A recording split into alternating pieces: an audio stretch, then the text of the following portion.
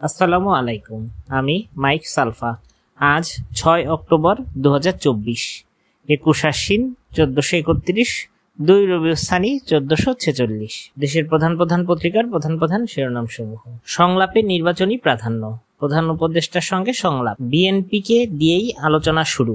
প্রথম দিনে অংশ নেন 5টি দল ও 3টি জোটের নেতারা। আলোচনায় প্রধান উপদেষ্টার সঙ্গে ছিলেন উপদেষ্টা হাসান আরিফ, আদিলুর রহমান খান ও প্রধান উপদেষ্টার বিশেষ সহকারী মাহফুজ আলম। নির্বাচন ও নির্বাচন কেন্দ্রিক সংস্কার সহ 18টি বিষয় তুলে ধরেছে বিএনপি। তবে মূল চাওয়া নির্বাচনের রোডম্যাপ। লেবাননে আগ্রাসন, ইসরায়েলি বাহিনীর বিরুদ্ধে মুখোমুখি লড়াই হিজবুল্লাহ। ইউনিয়ন ব্যাংক, ভোটের আগে ব্যাংক হিসাবে রহস্যময় নগদ লেনদেন। সংসদ নির্বাচনের আগে রহস্যময় এই হিসাব থেকে টাকা তুলেছেন ক্রিকেট থেকে চলচ্চিত্র তারকা, নবীন থেকে প্রবীণ প্রার্থীরাও। হত্যা হামলার ঘটনায় সরকারের কণ্ঠস্বর জোরালো হওয়া দরকার।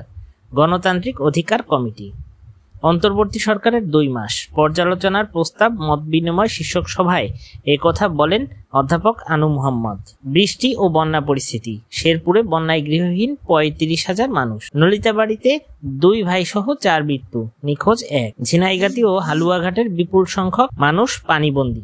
মালয়েশিয়ার বন্ধ শ্রমবাজার আবার চালু সহ 3 প্রস্তাব। দ্বিপাক্ষীয় আলোচনায় মালয়েশিয়ার প্রধানমন্ত্রী আনোয়ার ইব্রাহিমের কাছে প্রস্তাবনাগুলো তুলে দেওয়া হয়েছে বলে জানিয়েছেন উপদেষ্টা আসিফ নজরুল।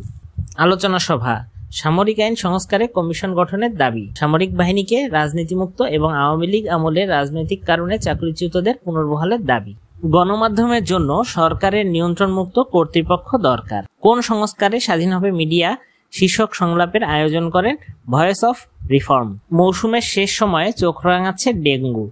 বরিশাল বিভাগ। গত 24 ঘন্টায় এই বিভাগের 6 জেলায় ডেঙ্গুতে আক্রান্ত হয়ে হাসপাতালে ভর্তি হয়েছেন 102 জন।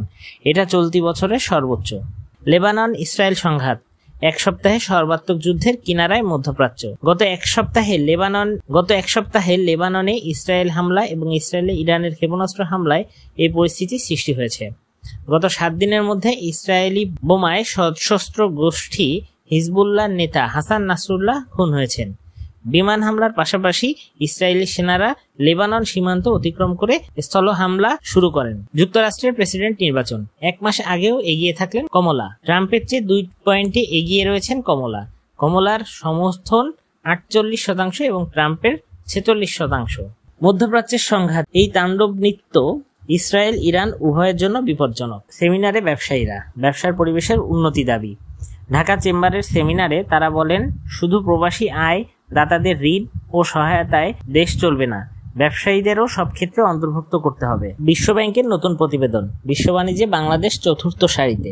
মূল্যস্ফীতি নিয়ন্ত্রণে পণ্যের উৎপাদন ব্যয় কমাতে হবে। আজ এ পর্যন্তই। ভিডিওটি যদি আপনার ভালো লেগে থাকে তাহলে এটি আপনার বন্ধুদের সাথে শেয়ার করুন। চ্যানেলটি সাবস্ক্রাইব করে আমাদের সাথেই থাকুন। দেখা হবে অথবা কথা হবে আগামীকাল। সে পর্যন্ত সবাই ভালো থাকবেন। ধন্যবাদ।